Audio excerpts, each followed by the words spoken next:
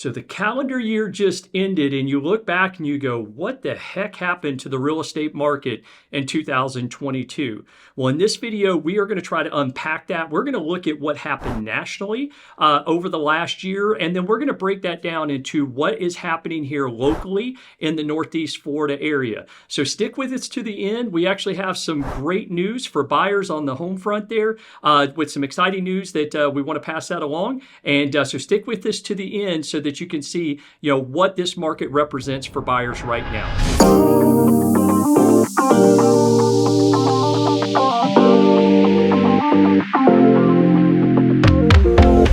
If this is your first time to the channel and you want to know everything that's going on here in the Jacksonville market, then go ahead and hit subscribe, tap the bell for notifications so you'll be the first to know of all the changing market conditions here in the Northeast Florida area. Hi, my name's Chris Snow with the Florida Coastal Team, and my team and I, we get calls, texts, and emails every day from folks just like you looking to make a move or asking for real estate help here in the Northeast Florida area, and we absolutely love it. So whether you're looking at making a move in the next few days, the next few weeks, the next few months, give us a call, send us a text or email, or you can connect with us and book a private Zoom call. All of our contact information is at the bottom of the screen. As we stated in the opening, we're going to jump into what's happened in 2022 and what to expect in the early parts of 2023, and we're going to get after it right now. So before we take a look at what happened in 2022, what I wanted to do is just take a moment to say, okay, what happened in 2022? What are the experts saying based on the data that's happened over the full year, and more specifically, what the trend has been over the last few months? And what does that look like for 2023? What are the projections looking like? Well, the first thing that we're going to take a look at, we're going to take a look at what the home price forecast looks like. And if you take a look, it's a little bit all over the board. Some of the services are predicting an increase, some are predicting a decrease. But if you take a look at it and you look at the numbers, nobody's really predicting a huge drop in pricing over the next 12 months. So if you take a look at it and you average it all out, what we're expecting from ourselves and what we're planning for is flat to maybe just a little bit of appreciation over the next 12 months. Now, we want to take that information and we've got to put it in context, okay? How we're going to put that in context is, where was price appreciation prior to the pandemic? Where is price appreciation post-pandemic? And if you take a look at this slide, what you're going to see is that for the calendar years of 2017 to 2020, or right up until the pandemic, we were averaging about 4% appreciation per year. And guess what, folks? That's absolutely normal. That's what we should be seeing. But take a look at that huge spike that we had right there in the right after COVID and right during the pandemic. And as we sit today, we had almost a 38% increase in home values over a 2-year period. Now, that is astronomical. That is not sustainable. So when we start looking and we take into context, if there is a slight pullback in pricing for all those folks who bought anytime before September of 2022, you've seen a nice run up in value. So if prices pull back just a little bit, there's still tons and tons of equity in properties. So the next question folks will ask is, have we hit the bottom? What does that look like? Are we continuing decline? Are the declines picking up? Are they leveling off? But take a look at the slide here, and what you're going to see is that we saw the peak pullback in pricing right around August, September timeframe. And if you look month over month, the rate of decrease has slowed considerably, and we'll be back to the point where we'll be flat appreciation to either slight appreciation based on 3, 4 different companies that are doing their projections there. So, okay, if prices are pulling back, that must mean that nobody's really buying houses, right? That the real estate market has absolutely frozen and nothing's happening. Well, if you take a look at this, we are selling on average across the United States over 11,000 homes per day. And if you break that down, that's actually 8 houses are selling every single minute. So by the time we get through with this video, probably about 10-15 minute video here, there's going to be 80-90 homes have sold during the time period it's going to take to watch this video. So now what I want to do is let's jump into what has happened with home sales over the past 12 months. What is that looking like right now?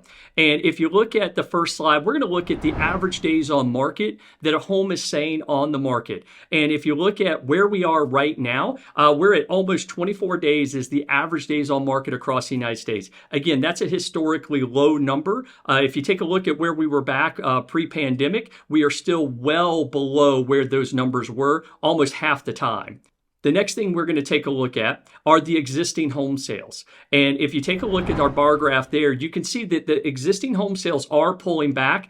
But when you start to compare it against 2021 and 2020, those were two historic years in real estate. And what we're seeing is that those levels are now shifting back to where we were pre-pandemic. So our sales numbers are great. They look really, really good. The thing that we also want to pay attention to is what's happening right now. Are we putting homes in pending? Are houses coming off the market right now? And take a look at this slide, and what you're going to see is that our pendings are still well above where we've been historically. If you go back to 2012, we are well above that the number of pendings, the average number of pendings that we're carrying each month. So again, a nice healthy market. Homes are coming on the market. Homes are going under contract. Homes are ending in closings. The next thing people want to know about, well, I hear the doom and gloom. I hear what's going on out there. So we must have tons and tons of foreclosures that are coming up and properties that are selling because they're distressed units, and whether it's short sales or whether it's foreclosures. But if you look historically where we're at right now, we are at historic lows going all the way back to January of 2012, really the height of the foreclosure market. Over 35% of all sales were in some sort of distress. They were either a bank foreclosure, a short sale, or a sale that a seller was in pre-foreclosure and needed to get the property out and had to sell. If you look at where we're at now, we are less than 4% of all sales right now, well below 4%. At 2% of all sales are some sort of distressed marker. So again, good, healthy market, not a whole lot of distressed inventory that's out there, which is a good thing for existing homeowners and protecting those values. So now we've taken a look at, we've looked at the inventory levels. We've looked at, what the home sales have looked like. What does pricing look like? We looked at what the projection of pricing going into this year and what that may look like. But let's take a look at what the year-over-year change looks like.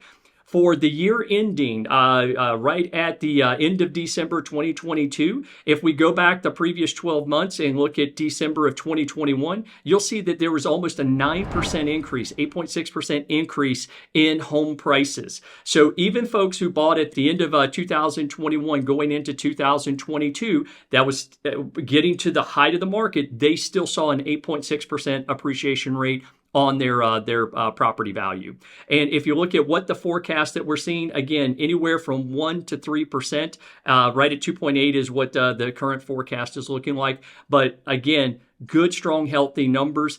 What I like to say is if you're looking to buy real estate and sell very quickly, this may not be the best market unless you are buying flips and putting a whole lot of work into a property to get that value up. If you're just going to buy it, sit on it and just let natural appreciation take place. If you need to sell in 12 months or less, this probably isn't the market for you to be buying in.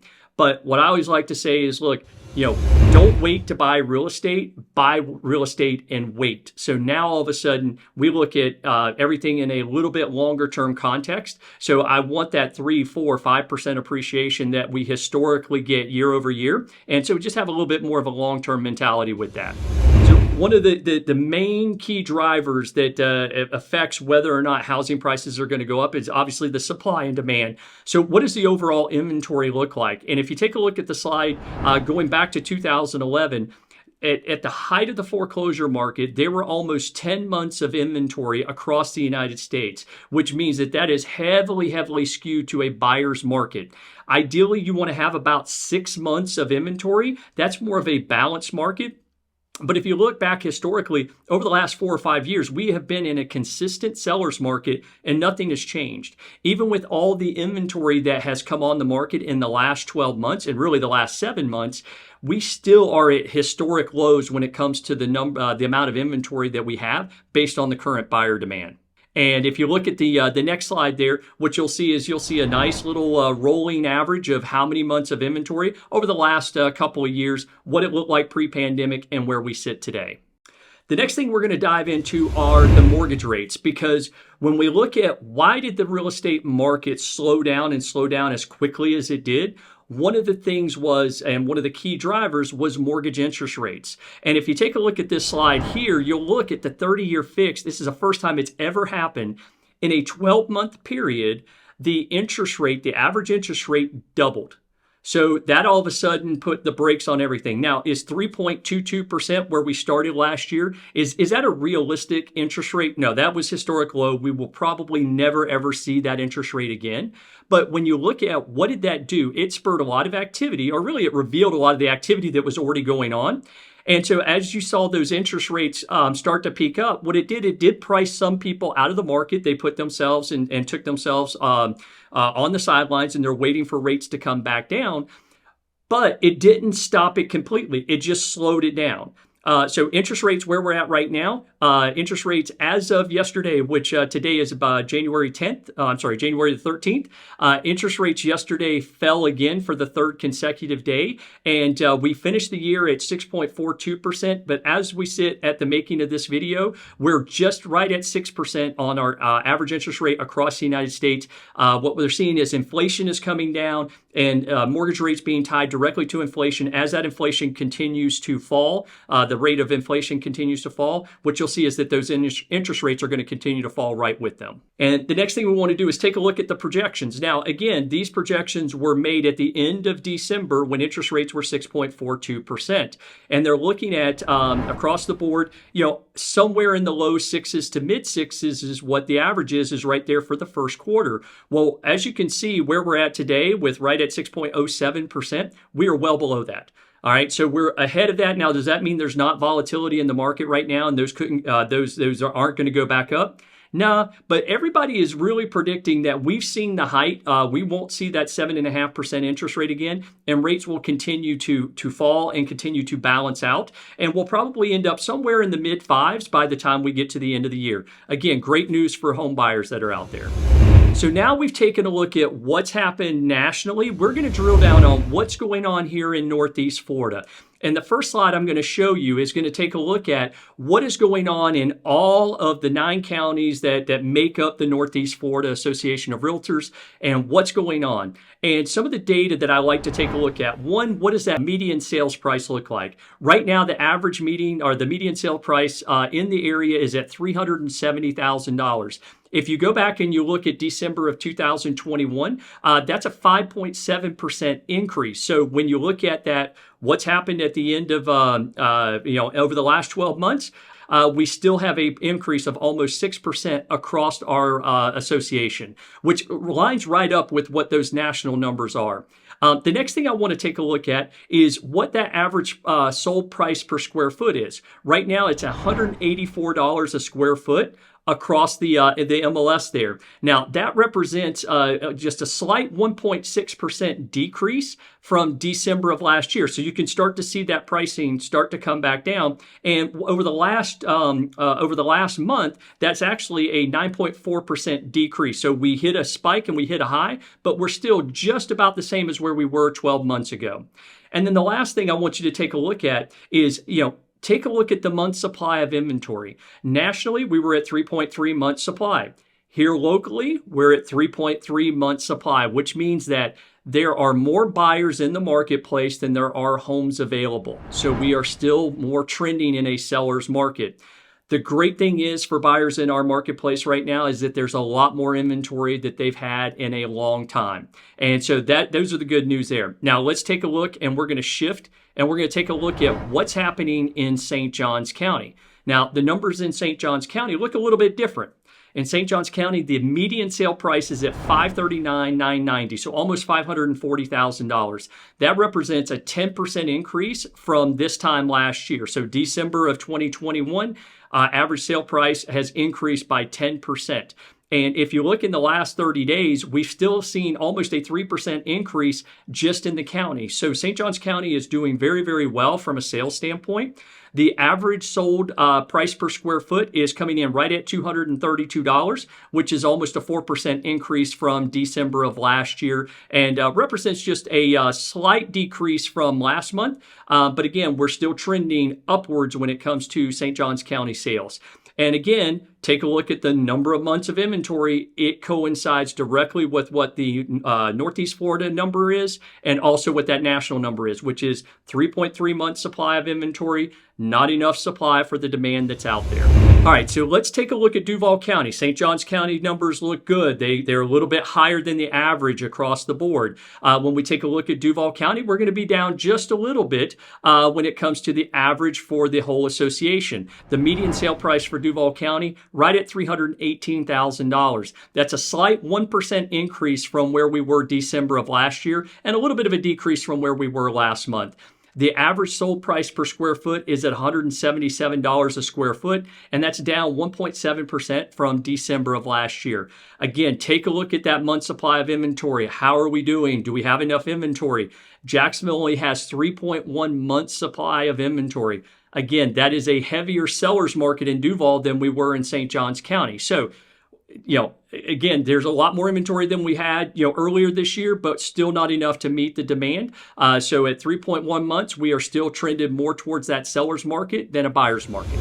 So let's take a look at Clay County. How is that comparing up against what we're seeing in other marketplaces and what that looks like in compared to Northeast Florida? The median sale price right at $355,000, and that represents almost a 6% increase from where we were this time last year. So again, good, healthy market that's there. The average sold price per square foot right at $189 a square foot, and that represents almost a 10% increase since last year. So housing prices and that price per square foot continuing to climb up year over year. Now, when you look at the month supply of inventory, a little bit higher than what we are on average here in Northeast Florida, but still, it's still super low at 3.6 months supply of inventory. Still a heavy seller's market there in Clay County, and so again, great numbers. We've got properties that are coming on the market, properties that are going under contract, homes that are selling. Even as interest rates continue to rise, we were still selling homes on a regular basis. Nothing came into the market that really jeopardized and said, hey, we're going to have a big decrease in values. And so what we saw was the slight decrease in the rate of appreciation and a little bit of pullback from the high. So if you bought something right at the height of the market, which would have been April, May, June, you may see that you don't have quite as much equity, or that your home value may not be exactly where you paid for it, but it's not going to be that far off. All right, let's wrap it up. Let's put a bow on it and just try to talk through, what does this mean for buyers? What does this mean for sellers in the market? For sellers in the marketplace right now, know that your home price is very stable. You've got a lot of equity in your home. Your rate of increase may be flattening out, may pull back just a little bit, but it's not going to be that much. And again, put that into context from where we were 2, 3, 4 years ago. There are tons and tons of equity that have been gained over the last couple of years. So a slight little pullback is not going to really affect most homeowners or affect their equity position. What this really represents is an amazing opportunity for buyers right now. And I said, if you guys stuck with this till the end, we were going to give you some great news for home buyers. Well, if you're a home buyer in the market, and as I stated earlier, if you stayed with us to the end, we'll give you some great news. But if you're a home buyer in the market right now, congratulations. It has not been this good of a time to buy a home in the last 3, 4, maybe even 5 years. We've got sellers that are anxious, that are seeing and hearing a lot of noise that's going on in the marketplace. So in the past, where we have not been able to get any or very little when it comes to seller concessions, whether it's doing repairs, allowing for inspections, giving us closing costs, participating in rate buy downs, coming off their list price, we are seeing sellers be very, very flexible right now with their pricing, and they're looking to help buyers solve problems. So we have situations where buyers are coming in, not only are they getting 10% off the list price, so a $300,000 property getting a $30,000 reduction in price, they may be getting $10,000, $15,000 to use to buy down their interest rates, right? So now all of a sudden they go from a 6% interest rate potentially all the way down to a 5% interest rate on a buy down. So lots of opportunities for buyers that are actively engaged in the market. I want to put this slide up from David Stevens. And David Stevens was the former Assistant Secretary of Housing. And what he said was, hey, be advised, this may be the one and only window over the next few years to get into a buyer's market. Okay. And remember, as the Federal Reserve data shows, home prices only go up and always recover from recessions, no matter how mild or severe. Long-term homeowners should view this market right now as a unique buying opportunity. So I'm encouraging you, if you are a buyer in the market right now and you've put yourself on pause and you're sitting on the sideline and you are waiting to enter back into the market, okay? You're passively looking, you're looking online, but you're not taking action. Right now may be the one and only time that you can really feel like it is a buyer-weighted market. Right now, our team, we have about 40 or 50 buyers who continue to tell us, hey, I want to wait. I want to see rates come down. I want to see if pricing comes down. They're on this fence and waiting. And right now, there are over 10,000 real estate agents in Northeast Florida. And on average, they work between 1 and 2 buyers. And most of them, if they're saying the same thing, you've got all of a sudden 20,000 buyers that have taken themselves out of the marketplace, and they're all waiting on the same thing. They're all waiting for those rates to come down. They're all waiting for pricing to come back a little bit. But if it's rates that they're waiting on, the moment that those rates drop again, now all of a sudden you're going to get 20,000 more buyers in the marketplace. Well, when you get all those buyers coming back in the marketplace, all of a sudden the sellers have all the leverage at that point. So that being said, if you're a buyer, you're in the marketplace right now, and you put yourself on the sideline, get out, start looking at properties, start making offers, because you're going to find you're going to have a lot more flexibility with sellers and get better deals in today's market, even with a little bit higher interest rates. So that's it, folks. That's what's going on in the marketplace. That's what the numbers for last year look like, and what that means for buyers and sellers as we enter into 2023. If you want to know what this information means for you and your family, give us a call, send us a text, send us an email, book a Zoom call. All of our contact information is at the bottom. We would absolutely love to help you out and help guide you through this crazy market. Chris Snow with the Florida Coastal Team. God bless. Have a good one.